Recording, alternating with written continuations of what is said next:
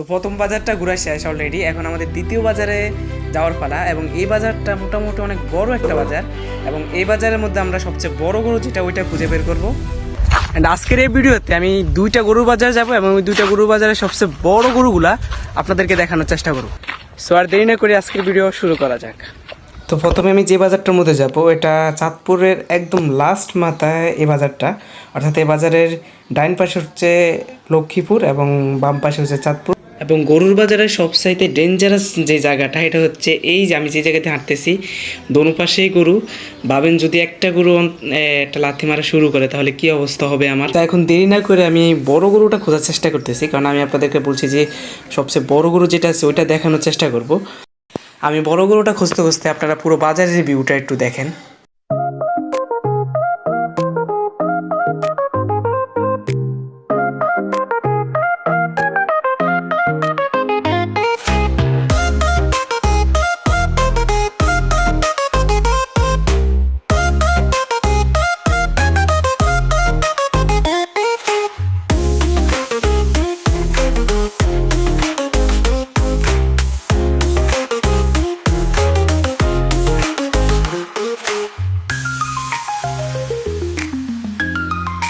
এই বাজারের মধ্যে সবচেয়ে বড় গরু হচ্ছে এই 4টা গরু।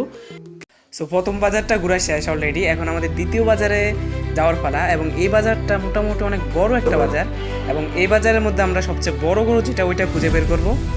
এই বাজারটার নাম হচ্ছে বিরামপুর বাজার, এবং এই বাজারে ঢোকার সময় হাতের ডাইন পাশে যে কত জায়গা, এটা হচ্ছে ছাগল রাখার জন্য। এবং বাজারের ভিতরে ঢোকার সময় সর্বপ্রথম হাতের দুই পাশে দুইটা বক্স থাকে, ওই জায়গায় হচ্ছে গরুর হাসলি নেওয়ার জন্য। এবং এই বাজারটার মধ্যে দুইটা মহিষ উঠছে, মহিষগুলো মোটামুটি অনেক বড় আছে।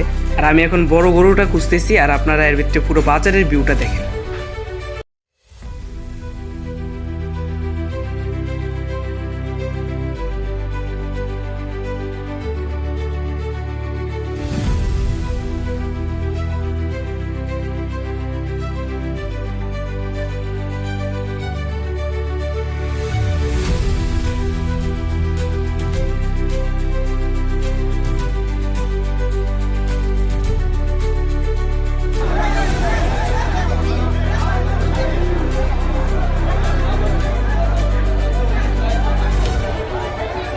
এই বাজারের মধ্যে সবচাইতে বড় যেটা গরুটা পাইছে এটা হচ্ছে এইটা, আর হচ্ছে এই গরুটা।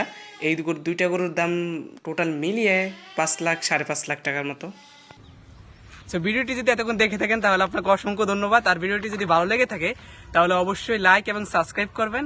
আর যদি ভিডিওটি ভালো না লাগে তাহলে কিভাবে ভিডিওটি ভালো করা যায় এটা কমেন্ট বক্সে বলে যাবেন। তো দেখা হবে অন্য কোনো ব্লগে। এ পর্যন্ত ভালো থাকবেন, সুস্থ থাকবেন। আল্লাহ হাফিজ।